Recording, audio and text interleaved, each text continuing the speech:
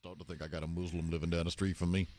Oh, yeah? I passed him on the sidewalk yesterday. I said, what's been happening lately? He said, oh, same old thing. Studying blueprints of federal buildings, I'm thinking, wait a minute. Yeah, that's not good.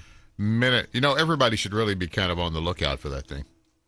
What thing? Tsunamis?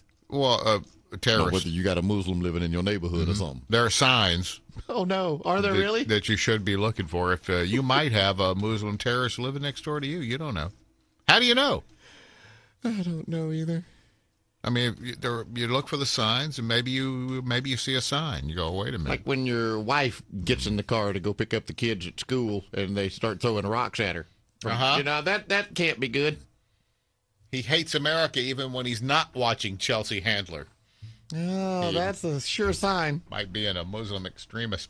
I would think this guy would be living in deathly fear of Toby Keith at all times. That's right. That's a Muslim for you there. He's always asking to borrow a cup of nitroglycerin over at the house. Might be a Muslim extremist. Down at the hardware store asking if he can buy 15 tons of fertilizer. That ain't right. Yeah. Yeah, he keeps accidentally firing mortars at the Jewish family down the street. He might be a Muslim extremist. If you see Dick Cheney sneaking into his house with a homemade waterboarding kit. Could be. That guy could be an extremist. Could very well be. Yeah. Or he refers to your wife as Mrs. Infidel. If you ask him if his religion is a religion of peace and he smacks you across the face, that could be a Muslim. Or if you ask him if he saw last night's Desperate Housewife and he hurls a Quran at your head and declares a fatwa on you. On your whole family!